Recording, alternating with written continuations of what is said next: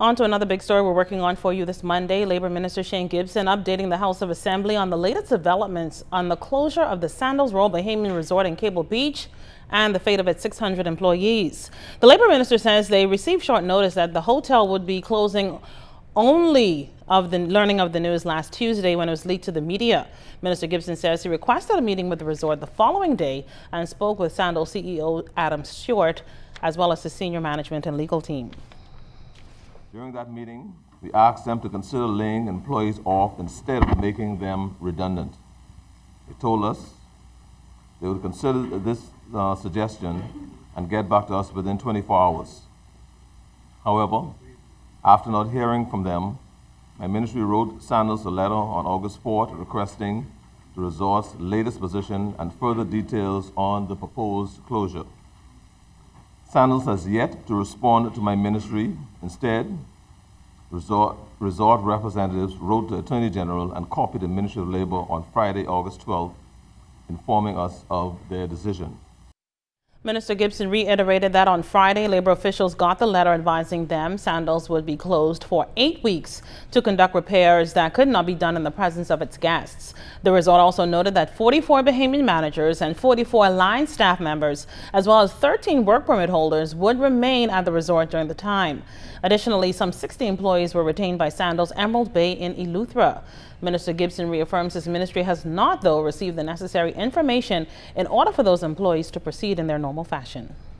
We were advised that Sandals is demanding that employees being made redundant sign a deed of release.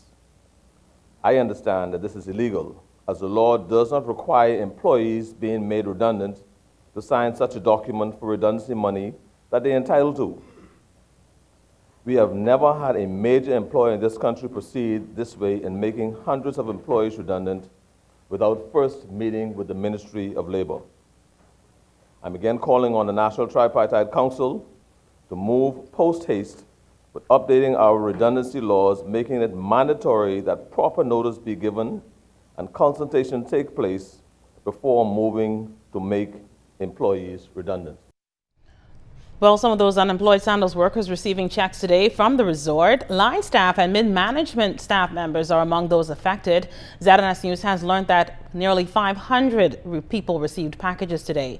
First Vice President of the Bahamas Hotel Maintenance and Allied Workers Union, Omar Bernard, told our news team that he and other union executives were not allowed in the hall at Christ the King Anglican Church in Ridgeland Park, where those checks were issued. However, he said workers informed him that they were being terminated and would have to reapply for their job once the resort reopens. Now, Sandals announced earlier that they would be closing their doors for about 2 months, and the move comes as 2 Sandals executives were charged in court last week on a number of labor offenses.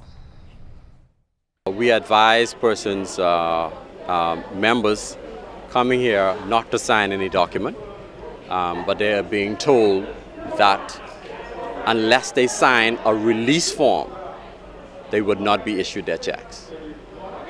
So persons are being obligated to sign.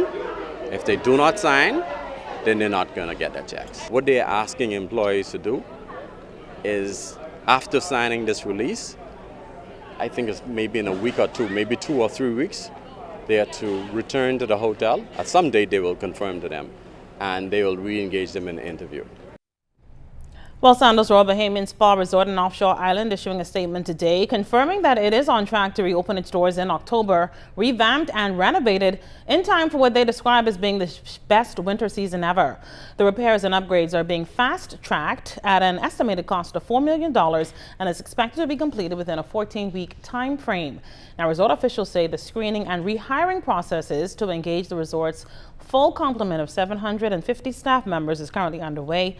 This will also involve an extensive training of talent to guarantee full mobilization upon reopening and ensuring the company's award-winning services are consistently maintained at the highest level. Now, these upgrades follow multi-million-dollar renovation projects at Sandals over the past 4 years.